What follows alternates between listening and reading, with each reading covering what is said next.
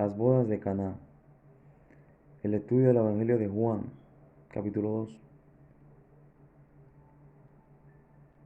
El paralelo de las bodas de Caná y las bodas del Cordero. Yeshua empieza con una boda terrenal y termina con una boda celestial. Este estudio encierra algo muy profundo e importante a saber. Veamos este estudio de la manera literal de que cómo ocurrieron las cosas desde la perspectiva cultural e histórica, en su contexto, y de la manera profética y simbólica, pues el Evangelio de Juan es un evangelio altamente simbólico. Para entender primero el punto literal del pasaje, debemos saber cómo ir al contexto de esto. Veamos el capítulo 2, versículo 1 dice: al tercer día se hicieron unas bodas en Caná de Galilea. Ok. La interpretación que se da a esto son varias. La primera interpretación que algunos rabinos dan es que era el tercer día en que se encontraba nuestro Señor Jesucristo con sus discípulos.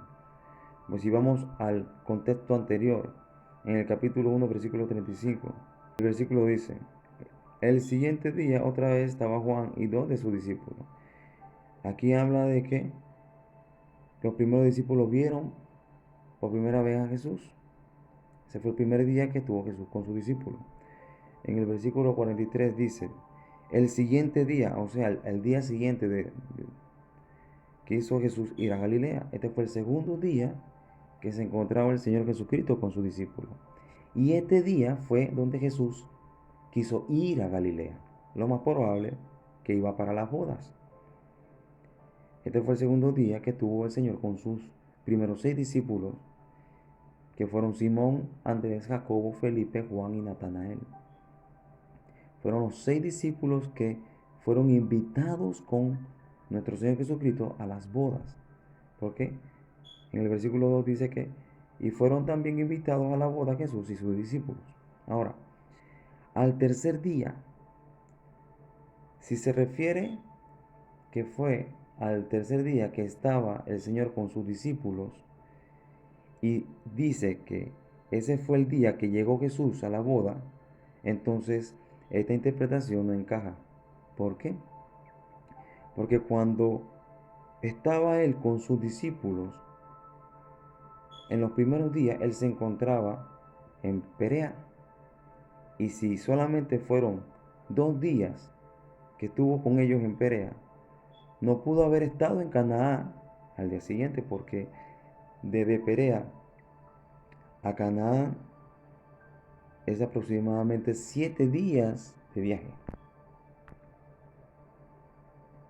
O sea que no pudo haber llegado al día siguiente. Ahora, la segunda interpretación que se le da a este tercer día contradice la primera, aunque la primera aún no se contradice porque no dice que no dice que en el tercer día llegó Jesús. Dice, al tercer día se hicieron una boda. Entonces, hay que ver bien el texto. La segunda interpretación es que fue en el tercer día de la boda que llegó Jesús. Ahora, ¿cómo es esto? En las bodas en el tiempo del primer siglo, en el tiempo de nuestro Señor Jesucristo, las bodas duraban 7 días en total. Y puede ser que Yeshua vino al tercer día de esos 7 días. Así se celebraba la boda en el primer siglo. Duraban 7 días.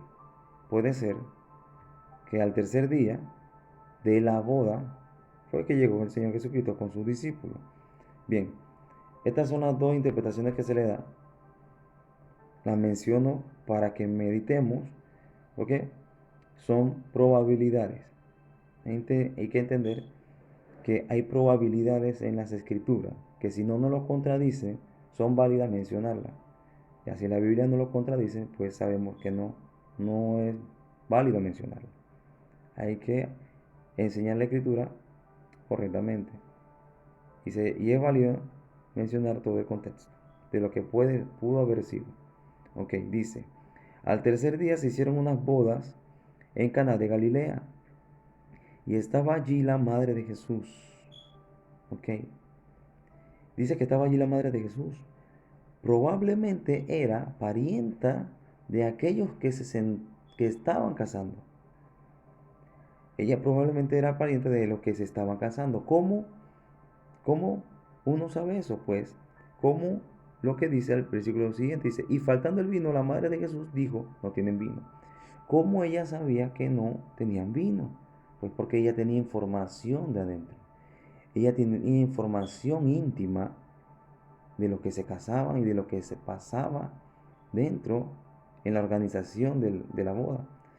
Algunos antiguos rabinos dicen que probablemente ella estaba a cargo de un puesto importante en la organización de la boda.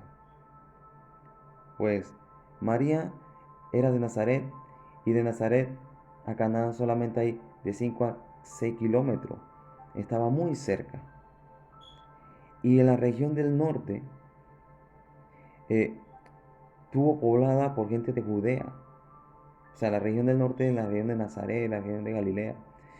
Y en el tiempo de los macabeos, gente de Judea fueron a judaizar el norte. Y muchas familias en la tierra de Belén, en donde estaba el linaje de David, poblaron esas regiones. Y la mayoría de esa gente eran familias, pues estaban relacionados, eran unas comunidades muy pequeñas.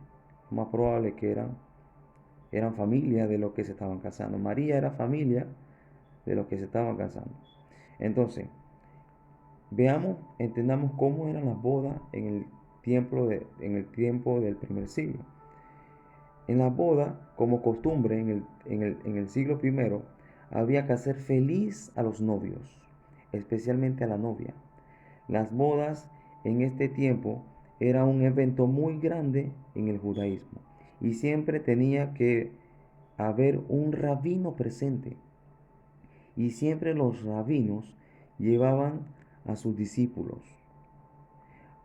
Miren que Jesucristo era un rabino y llevó a sus discípulos. Miren lo que dice en el versículo 2. Y fueron también invitados a las bodas Jesús y sus discípulos. Por eso que Jesús fue invitado y fue invitado sus discípulos. Porque todos sabían que Jesús era un rabino. Y Jesús ya tenía sus primeros discípulos. Ellos fueron invitados. Generalmente no era el rabino que los casaba, sino una persona común que estaba encargado de la fiesta, que tuviera dos testigos. Esto era suficiente para casar a dos personas en el primer siglo. Entonces, los rabinos se esforzaban por hacer feliz a la novia y bailaban ante ella cantando canciones para animar a la gente. Entonces, ¿qué dijo María a nuestro Señor Jesucristo? ¿Qué dijo María a Yeshua? Dice, y faltando el vino, la madre de Jesús le dijo, no tienen vino. Jesús le dijo, ¿qué tienes conmigo, mujer? Aún no ha llegado mi hora. Miren lo que le dice, ya no tienen vino. El vino en la época del primer siglo, en la época de nuestro Señor, se utilizaba para la purificación del agua. En ese tiempo no sabían que había que hervir el agua para matar a los gérmenes. Y se utilizaba el vino para matar a los gérmenes. De esta manera se purificaba el agua. No es como hoy en día que se toma el vino puro, sino que antes se ponía un tercio de vino en una vasija con 2 tercios de agua. Para esto era el vino, para que el vino purificara el agua, para que le hiciera potable, por decirlo así, ¿no? Para esto era el vino. Entonces, En ese tiempo no se podía vivir sin vino, porque de otra manera no se podía purificar el agua. Ahora, ¿por qué digo esto?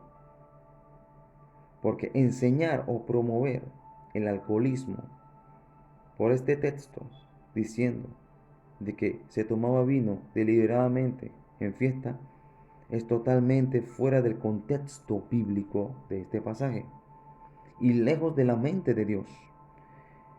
Pues en 1 Corintios 6:9 dice que los borrachos no heredarán el reino de los cielos. ¿Sí? Aprovechó esta coyuntura para decir lo que la Biblia enseña y no transgiversar las enseñanzas. Mire lo que dice Proverbios, capítulo 20, versículo 1. Dice, el vino es encarnecedor, la sidra alborotadora, y cualquiera que por ellos hierra no es sabio. Entonces no utilicemos este pasaje para interpretar esto de una manera diferente a lo que realmente enseña el texto. Bien, siguiendo en el contexto para ver lo literal, dice, y faltando el vino, la madre de Jesús dijo, no tienen vino. Ahora, en el versículo 4 dice, Jesús le dijo, ¿qué tienes conmigo, mujer? Aún no ha venido mi hora. Quien lee esto dice, ¿qué pasó aquí? Jesús le habla de esa manera a la madre, la insultó de ninguna manera. Ese no es el carácter de Jesús, ese no es el carácter de mi Señor. Yeshua tenía una relación con su mamá muy, muy especial. Pareciese ser como que si le estaba tuteando, pero en realidad su madre lo amaba y sabía que Yeshua podía hacer un milagro aquí. ¿Por qué? Porque sabía que Yeshua podía hacer un milagro. Nuestro Señor Jesucristo podría hacer un milagro porque Yeshua fue el primer hijo de María. Nuestro Señor Jesucristo fue el que estaba a cargo o encargado de toda su familia. Y probablemente Yeshua tuvo que proveer milagrosamente muchas veces para esa familia.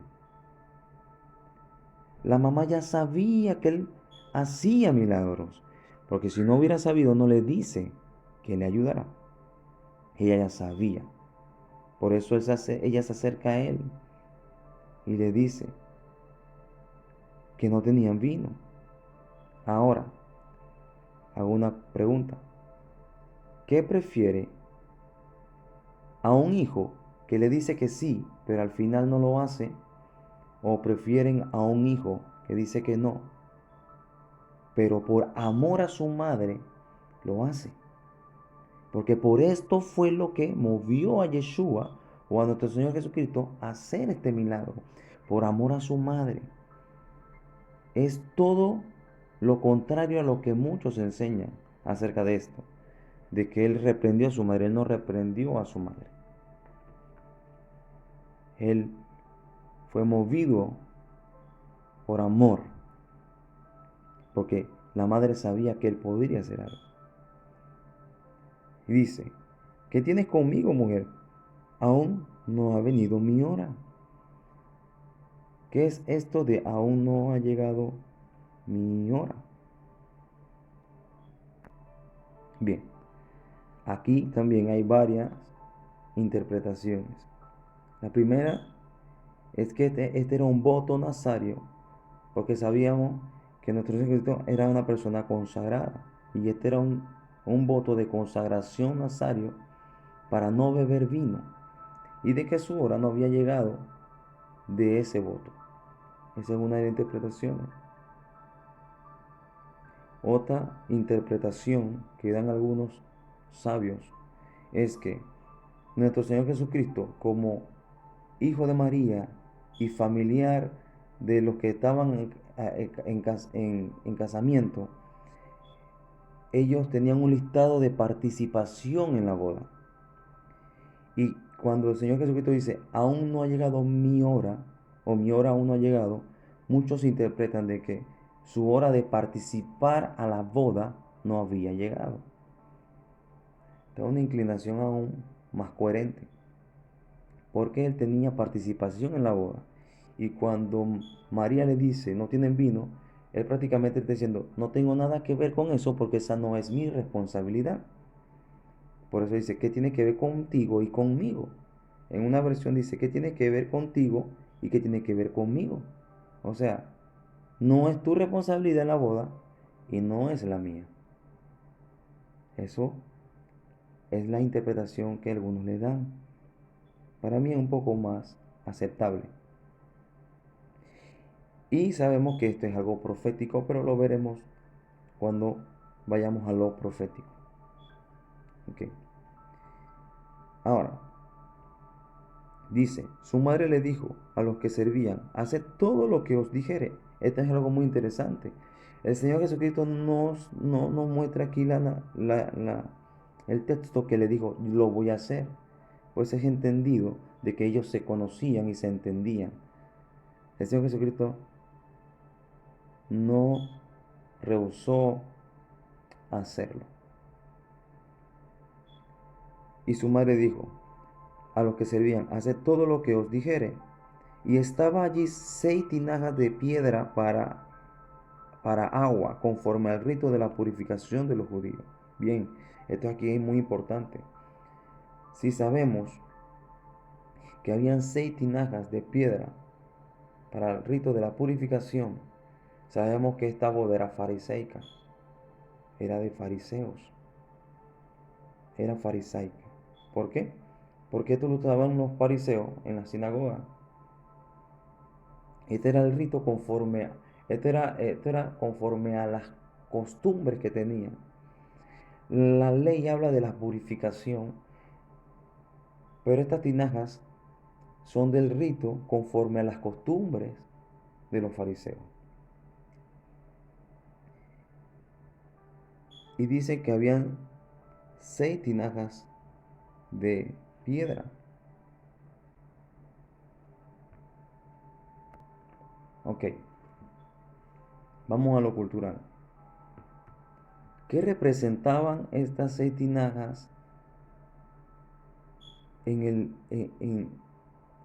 la religión de los fariseos?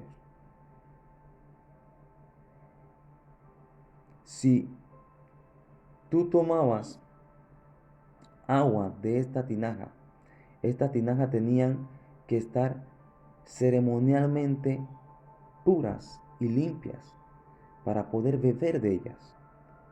Y muchos utilizaban las vasijas de piedra, porque las vasijas de piedra ceremonialmente eran puras y limpias. Esto es según la tradición judía y duraban más que las de barro. Ok. Las tinajas se tomaban y se extraían y traían agua de los pozos, pero la tinaja no podía tener ningún olor, ningún sabor a vino ni a vinagre. Si se utilizaba para llenarlas de agua y se tenía un poquito de olor a vinagre o a vino, esto tenía que ser ceremonialmente purificado en una migbe. Una migbe es una tina de agua con aguas corriendo. Era donde la gente practicaba el migbe. Estas tinas, para ser ritualmente purificadas, tenían que ser llenadas hasta el borde. Llenadas hasta el borde. Se tomaba la tinaja de piedra o las vasijas de piedra, se extraía el agua de un pozo. Si esta agua tenía olor a vinagre o a vino o sabor a vino, esta agua se tenía que llenar hasta el borde de la vasija de piedra y se tenía que sumergir, perdón, en la tina del migbe, y el agua del migbe tenía que tocar el agua del borde de la tinaja, un toquecito y se sacaba. Así se purificaba ritualmente el agua para utilizarlo ceremonialmente. Ahora, sabiendo esto, veamos lo que hizo nuestro Señor Jesucristo. El Señor Jesucristo dice, y estaba allí 6 tinajas de piedra para agua conforme al rito de la purificación de los judíos, en cada una de las cuales cabían 2 o 3 cántaros. Jesús le dijo, llenad estas tinajas de agua, y las llenaron hasta arriba. ¿Por qué las llenaron hasta arriba? Porque ellos sabían que para utilizarla tenían que llenarla hasta arriba conforme al rito de la purificación, para purificarla. Pero Jesucristo, ¿qué hizo? Jesucristo no hizo eso. Jesucristo dijo, y las llenaron hasta arriba. Dice, entonces les dijo, sacad ahora y llevadlo al maestresala. No les digo que fueran al mikve, no les dijo que purificaran, no digo no. Él dijo, ahora llévensela. ¿Cómo es esto? Dice que cuando llegaron ellos, llevaron el agua. Cuando el maestresala lo probó, no era agua, era vino. Y dice que era el mejor vino que había allí. La pregunta es, ¿qué fue lo que pasó? ¿Por qué Jesús no siguió las costumbres de los fariseos? Él quebrantó la costumbre de los fariseos.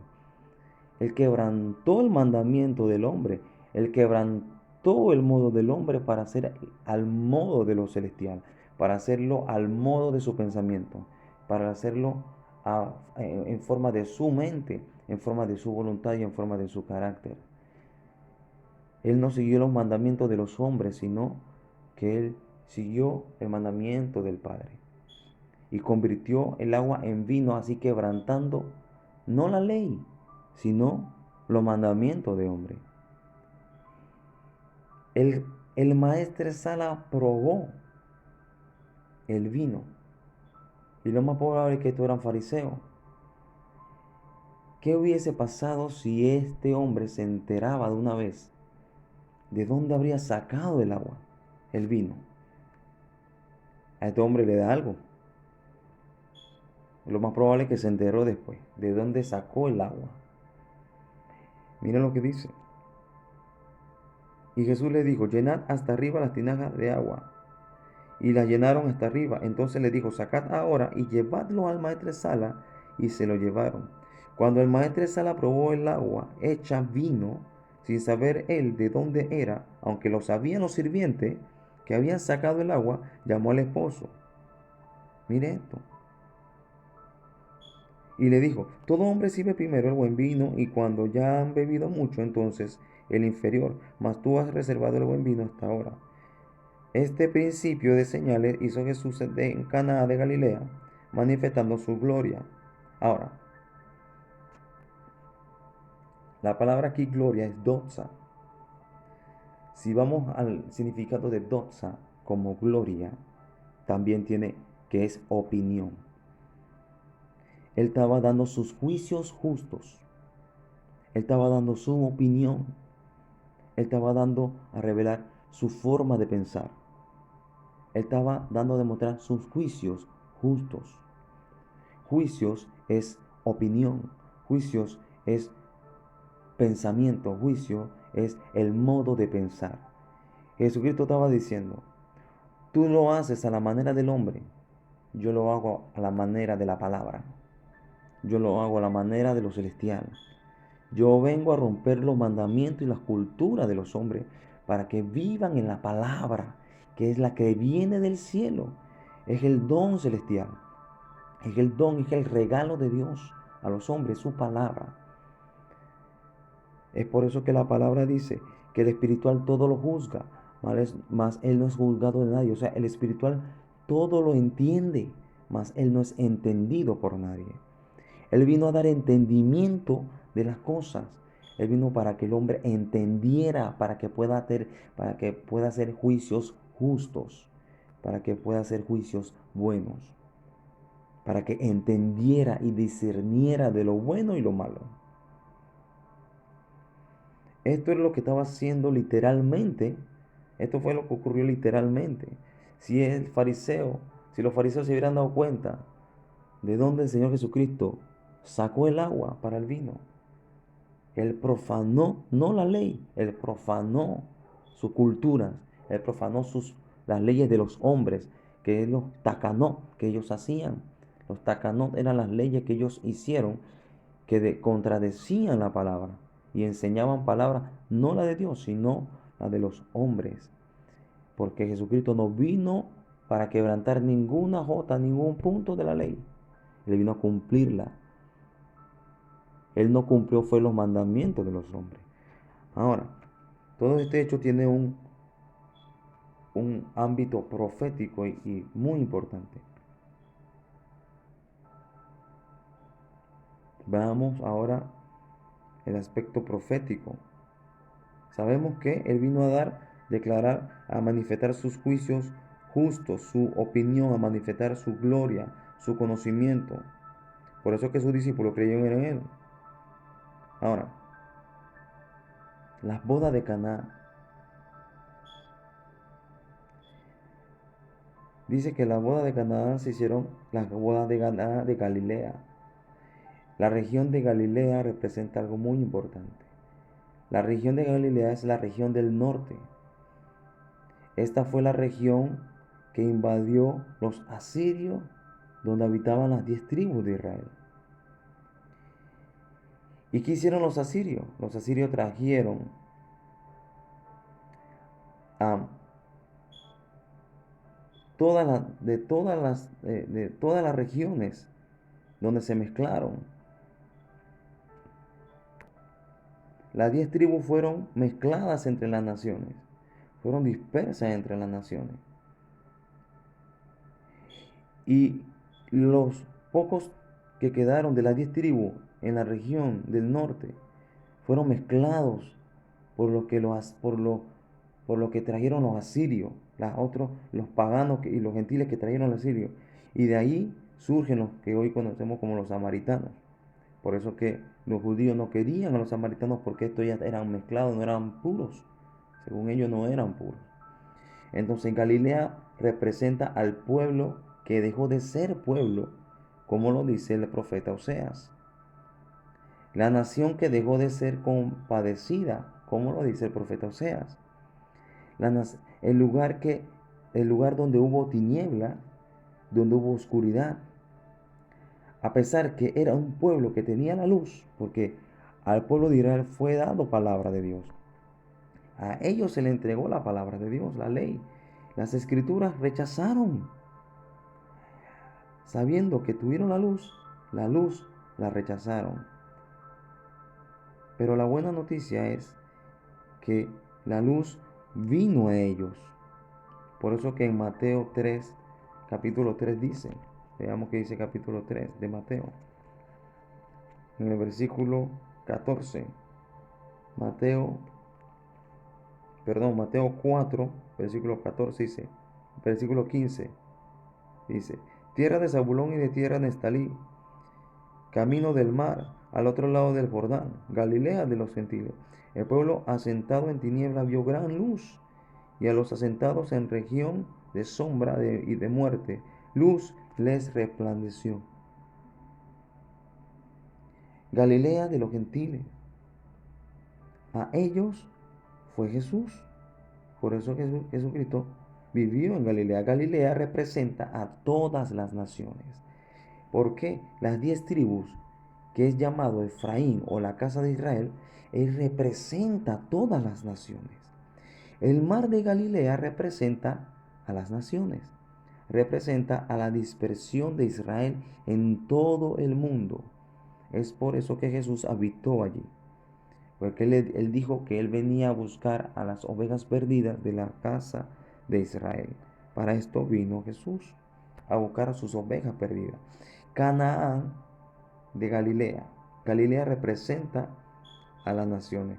Entonces, esta tierra representa a Efraín. Tengamos cuenta eso. A Efraín. Ahora, que veamos el significado de Canaán. Canaán viene de la palabra lignos, que significa compró. O sea que esta es las bodas de la compra. las bodas de la compra. En pocas palabras, la redención de la novia. Así como Oseas compró a su esposa para redimirla. Sabemos que el profeta Oseas, la misión del profeta Oseas era buscar a una mujer, a una prostituta, para que se casase con ella. Así como Efraín se prostituyó entre todas las naciones, así Oseas tenía que ver cómo era Efraín por medio de una mujer prostituta, de cómo se acostaba con los hombres, y aún así Oseas buscarla y comprarla y traerla. Asimismo hace Dios, busca a su pueblo entre todas las naciones que se acostaron con los dioses paganos, pues a ellos vino a redimir el Señor.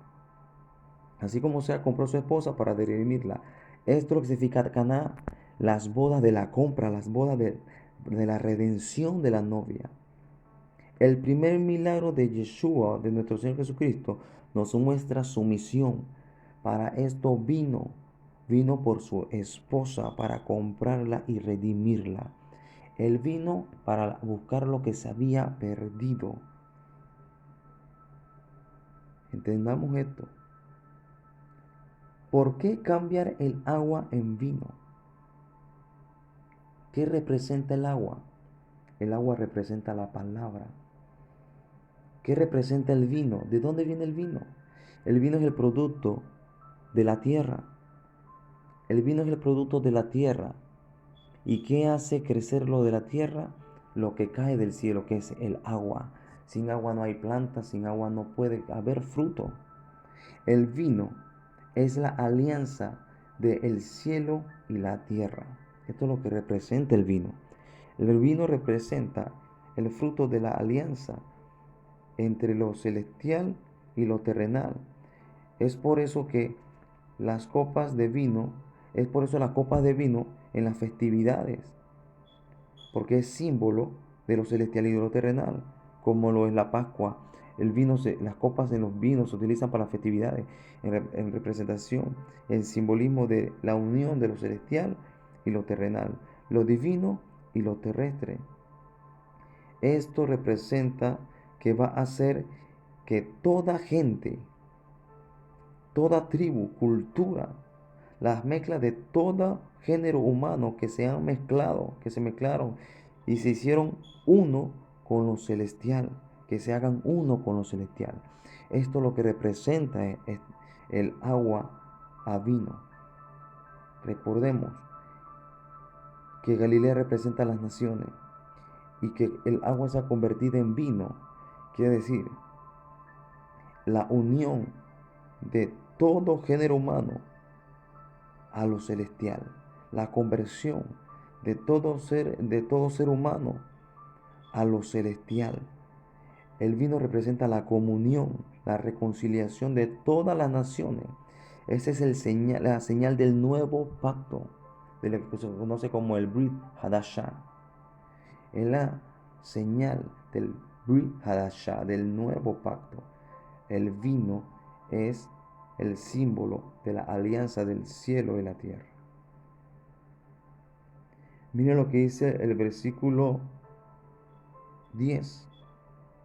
Y le dijo, todo hombre sirve primero el buen vino, y cuando ya han bebido mucho, entonces el inferior. Mas tú has reservado el buen vino hasta ahora. Miren lo importante de esto. Aquí es donde viene la gran revelación y lo oculto de la palabra. ¿Cómo es esto de que el Señor Jesucristo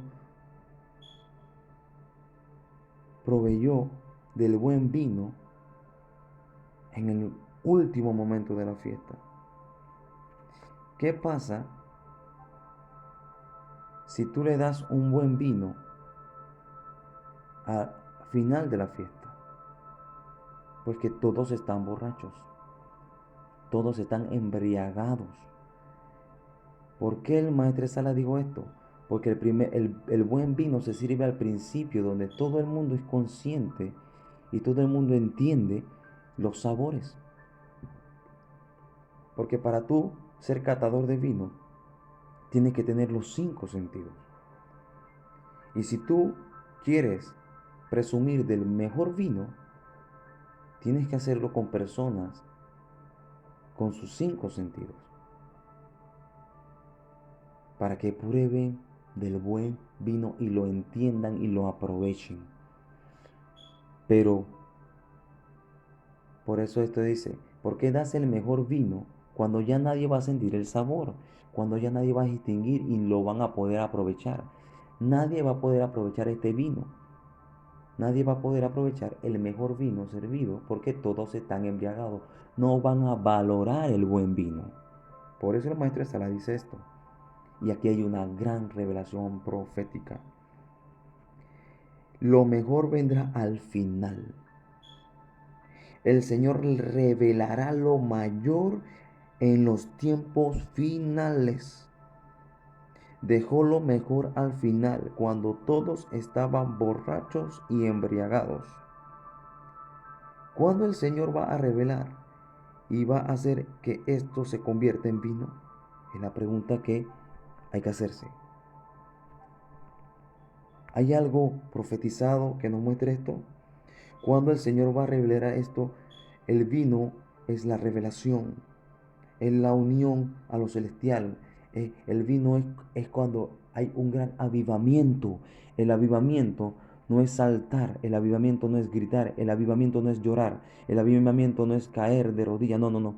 El avivamiento es abrir los ojos a la revelación que nos lleva a estar de rodillas. El avivamiento es entender lo que viene del cielo. Cuando el Señor va a revelar, cuando el Señor va a dar entendimiento, cuando el Señor va a convertir el agua en vino, cuando todos estén embriagados. ¿Qué se está predicando en las iglesias? ¿Qué es lo que se está enseñando en las iglesias? La embriaguez del espíritu, las risas santas. Agarran un texto y lo sacan de contexto y se embriagan de las enseñanzas de los hombres. Ahora hay risas santas. Ahora hay lenguas que nadie interpreta como Dios mandó por medio de Pablo. Un vino de confusión, el vino de Roma. ¿Por qué ignoramos las escrituras? ¿Por qué no entendemos la palabra? ¿Qué nos están enseñando en las congregaciones? Embriagados de su propia arrogancia. Hay que meditar. Cosas que la palabra te dice, no hagas, se hacen en las congregaciones. Personas hablando en lengua y no hay intérprete. Y se convierte en un solo relajo y un desorden. Cuando Pablo manda en Corintios capítulo 14 a ordenar que haya orden en la congregación. Esto de embriaguez, no, embriagado el Espíritu Santo. ¿Dónde me enseña la palabra eso? La risa santa, ¿de dónde sale eso en la Escritura? Han preferido el misticismo que el conocimiento. Han rechazado el conocimiento de la palabra de Dios. Están embriagados totalmente y cuando se le va a dar mandamiento y palabra y doctrina, no van a distinguir la palabra, porque el buen vino, los borrachos no la van a comprender. Vino de confusión, vino de Roma. ¿Cuándo vendrá el mejor vino? Cuando estas cosas sucedan. ¿Quiénes están embriagados? Según este pasaje y la profecía. ¿Quiénes están embriagados? Dice que estaban embriagados los que estaban en Galilea. ¿Quién es Galilea? Galilea es Efraín. ¿Quiénes son los que se embriagarán? Pues se embriagará, Efraín se embriagará. Efraín estará embriagado. ¿Quién es Efraín? Efraín representa a las naciones. Las naciones estarán embriagadas. Y según Oseas, en los últimos tiempos, ¿dónde estará Efraín? En Occidente y Europa. ¿Quién es la mayor parte de la religión de Europa y Occidente? El catolicismo y el protestantismo. ¿Qué nos enseña? Esto es algo muy profético. Y esto está en la profecía de Isaías 28. Vayamos a Isaías 28, capítulo 28. Miren esta profecía muy poderosa y profunda. Y espero que la comprendamos. Capítulo 28 de Isaías. Ay de la corona de soberbia de los ebrios de Efraín. Repito. Ay de la corona de soberbia de los ebrios de Efraín. ¿Qué soberbia? Que no quieren la palabra por su jactancia.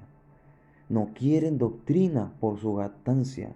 No quieren conocimiento por su jactancia. Por su soberbia. Porque están inflados en su orgullo. Ay de la corona de soberbia de los ebrios de Efraín y de la flor caduca de la hermosura de su gloria. Mire esto.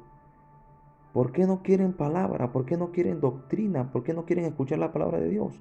Porque han visto hermosura en su propia gloria, en su propio conocimiento. La gloria es la opinión de cada quien. ¿Y por qué Efraín está ensoberbizado? Porque están inflados en su propia opinión. No te hagáis sabio en tu propia opinión, dicen Proverbios. Busca la palabra de Dios. Hay personas que tú le das palabra y dice, no necesito palabra, ya yo tengo el Espíritu. ¿Cómo tienes el Espíritu si la palabra es el Espíritu? Están ensoberbizados. La soberbia los tiene inflados por la hermosura de su gloria.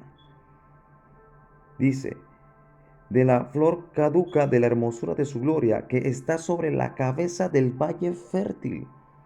¿Qué es el valle fértil? El valle fértil es Galilea. ¿Por qué dice esto? Porque en Galilea en aquel tiempo había mucha prosperidad. Era muy fructífera y próspera. Y esta era su jactancia.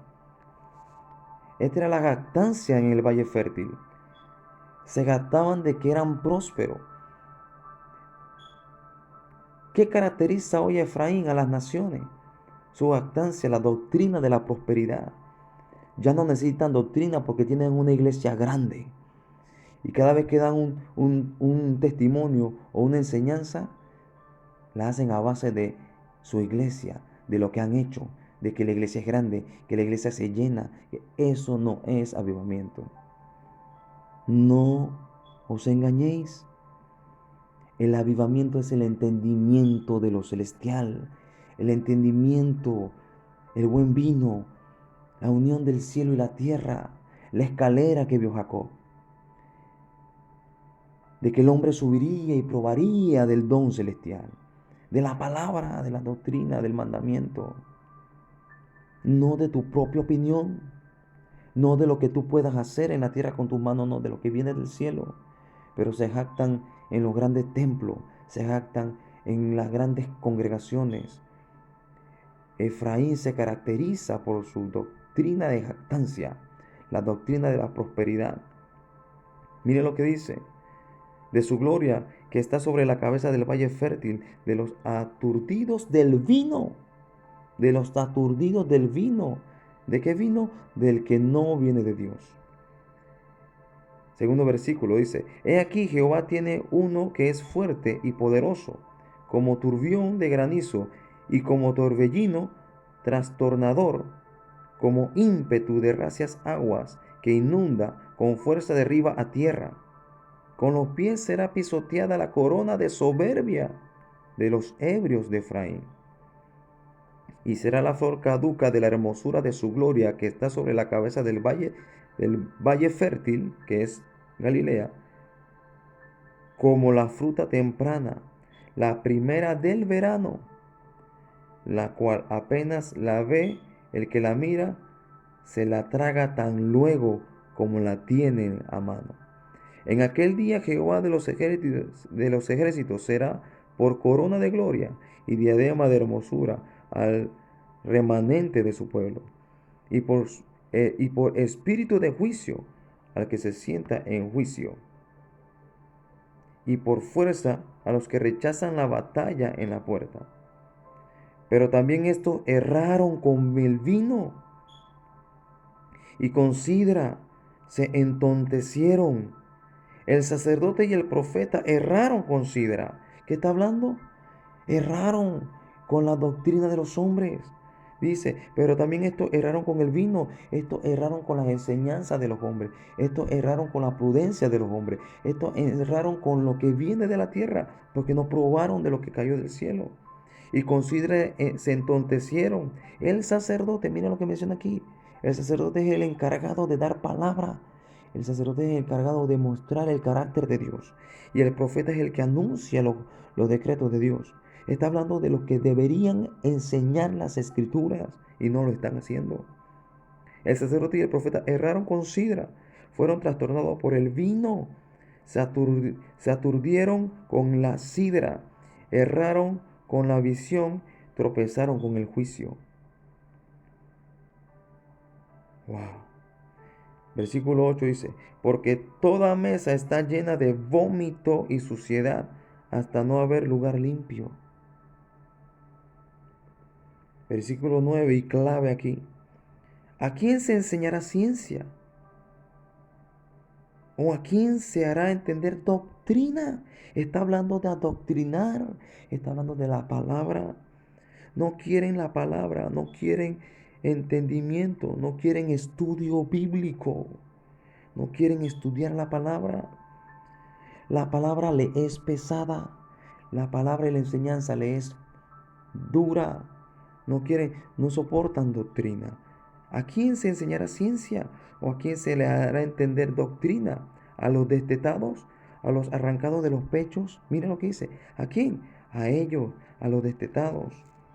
No quieren, mire, los que tienen 30 años en el Evangelio, que ya están hartados de su opinión y llenos de su vanagloria, no quieren doctrina porque dicen, no, yo tengo el Espíritu. Se jactan su arrogancia, porque dicen la letra mata. No, no, no, no. No quieren mandamiento. Ellos dicen que tienen el poder del Espíritu Santo.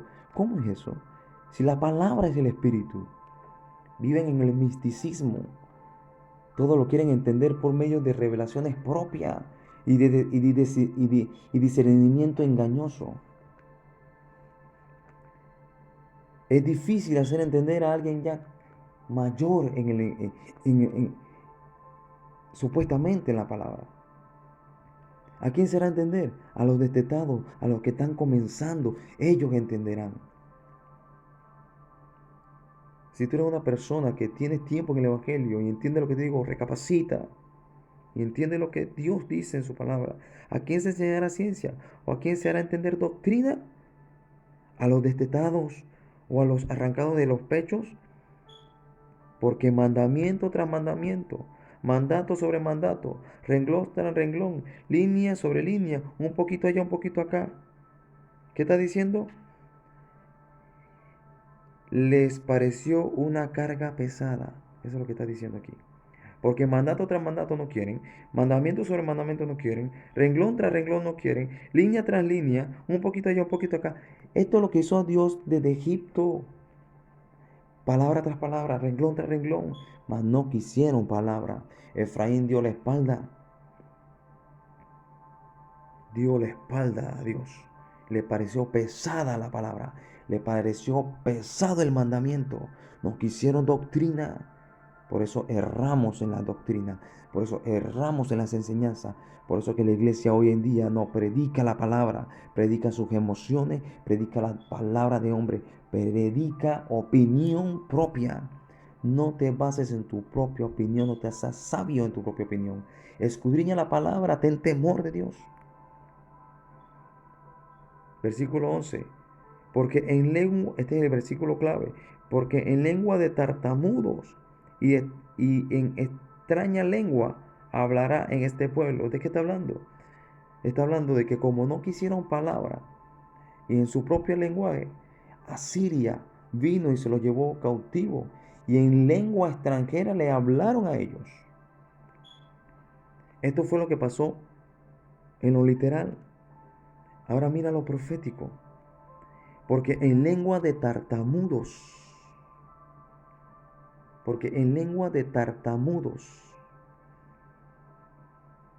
le hablará.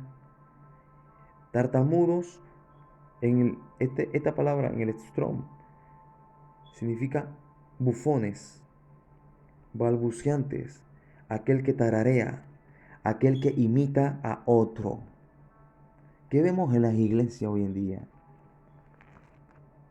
Quiero que sepas algo. Yo creo en el don de lenguas. Pero ¿qué estamos viendo hoy en la iglesia? ¿Por qué hay tanto don de lengua? ¿Por qué hay tan... Si la escritura dice, estas señales me seguirán, sanarán enfermos, profetizarán, hablarán en lengua. ¿Cuál de esas se hace más? Hablar en lenguas. ¿Por qué? Porque es más fácil imitar. Porque es más fácil decir lo que el otro dice. Porque es más fácil decir lo que el otro hace. Porque es más fácil hablar lo que el otro dice. Es más fácil imitar. Se está cumpliendo la palabra profética. ¿Por qué? Por no obedecer lo que está escrito. Pablo dijo algo en 1 Corintios 14, la iglesia lo ignora. Y hay que estudiar qué lengua está hablando también allí. Porque no son cualquiera lenguas. ¿Qué lengua se está hablando en la iglesia? ¿Serán lenguas celestiales? ¿Sabemos qué son las lenguas celestiales? ¿O ignoramos la palabra? Estamos cayendo en el error por ignorar las escrituras, por ignorar la corrección de Dios. Y se cumple la palabra, que en lengua de tartamudos y extranjeros, lengua hablará a este pueblo. Si tú eres diácono o líder, tu comportamiento imitarán. Y si tú no corriges lo que la palabra te dice que corrijas, tendrás que dar cuentas a Dios. Dice, a lo cual él dijo, este es el reposo, dad reposo al cansado, y este es el refrigerio, mas no quisieron oír. ¿Cuál es el reposo? Su palabra. ¿Cuál es el refrigerio? Su palabra, mas esta no quisieron oír. La palabra, pues, de Jehová les será mandamiento tras mandamiento, mandato sobre mandato, o sea, les será pesada. No le van a gustar, renglón tras renglón, línea tras línea, un poquito allá, un poquito acá. No quieren hasta que hayan caído de espaldas. Wow. Miren esto. La palabra, pues, de Jehová les será mandamiento tras mandamiento, mandato sobre mandato, renglón tras renglón, línea sobre línea, un poquito allá y otro poquito acá, hasta que vayan y caigan de espaldas. Esto va a pasar con Efraín. Caerán de espaldas. Y esto será señal de lo profético. Y sean levantados, enlazados y presos. Esto es lo que está pasando con las naciones. Efraín representa a las naciones. Se está cumpliendo lo profético. No te bases en tu propia opinión. No te bases en tu propio deseo. Porque cuando vengan las bodas, si no probaste del buen vino, no vas a poder entender al novio. Si te mantienes ebrio ante la palabra de los hombres, perdón, si te mantienes sobrio ante la palabra de los hombres. Te mantendrás de pie hasta el final de la boda y entenderás las cosas buenas y las virtudes que vienen de Dios, lo que desciende del cielo. Vas a probar del buen vino. Estamos en aquellos tiempos. Prueba del buen vino, no del mal vino. No del mal vino. Miren lo que dice Hebreos capítulo 6. ¿Cómo saber que eres una persona espiritual? Una persona espiritual no es aquel que grita, una persona espiritual no es aquel que se arrodilla siempre y lo ven orando. No, no, no, no, no. Eso no lo enseña la palabra. El hombre espiritual es este. Miren lo que dice el capítulo 6, versículo 7 de Hebreo. Dice, porque la tierra que bebe la lluvia, que muchas veces cae sobre ella, y produce hierba provechosa, a aquellos por los cuales es labrada, recibe bendición de Dios. Pero la que produce espinos y abrojo es reprobada, está próxima a ser maldecida y su fin es el ser quemada. ¿Qué quiere decir esto? Que si tú eres del cielo, si tú eres una persona espiritual, tú das fruto de lo que cae del cielo. Pero si tú no eres espiritual, tú das espinos y abrojos. Si tú eres espiritual, la palabra de Dios tú amas. La palabra de Dios tú indagas. La palabra de Dios inquieres en ella. La palabra de Dios buscas. La palabra de Dios estudia.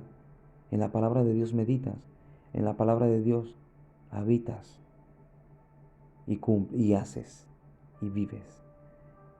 Pero si ignoras algún mandamiento, entonces no eres espiritual. Mire lo que dice Pablo en Primera de Corintios, capítulo 14. Primera de Corintios, capítulo 14, versículo 37, en el contexto donde habla de el orden, habla de la lengua, pero el énfasis aquí es el orden en la congregación. Dice, si alguno se cree profeta o espiritual, reconozca que lo que yo os escribo son mandamientos del Señor.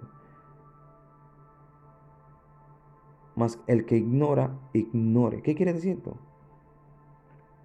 Mas el que ignora o que no entiende, no lo haga. Si no entiendes algo, no lo hagas. Pero si sabes que eres un profeta y eres espiritual, tú no eres un ignorante. Tú sabes que son palabras y mandamientos de Dios. Si pasas por algo, algún mandamiento, pequeño serás en el reino.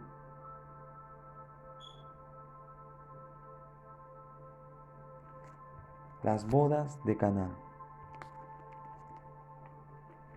representa el estado espiritual de lo que toman del mal vino que viene de la tierra y lo que toman del buen vino que viene del Señor. El mal vino viene por las manos del hombre. El buen vino viene del cielo, que es incorruptible, es la que no cambia, porque todo don perfecto y toda buena dádiva desciende del cielo, del Padre de las luces, en el cual no hay mudanza ni sombra de variación. Esa es su palabra. El don es la palabra. El don es su mandamiento. Si piensas que es otra cosa, eres vanidoso. Es su palabra. Si la palabra no amas, no amas a Dios, porque Dios es la palabra. Si no amas su palabra, no amas a Dios. Toda buena dádiva y todo don perfecto desciende de lo alto, del Padre de la luz, en el cual no hay mudanza ni sombra de variación. Él, de su voluntad, nos hizo nacer por la palabra de verdad, para que seamos primicias de su criatura, por la palabra. La palabra es la que nos enlaza,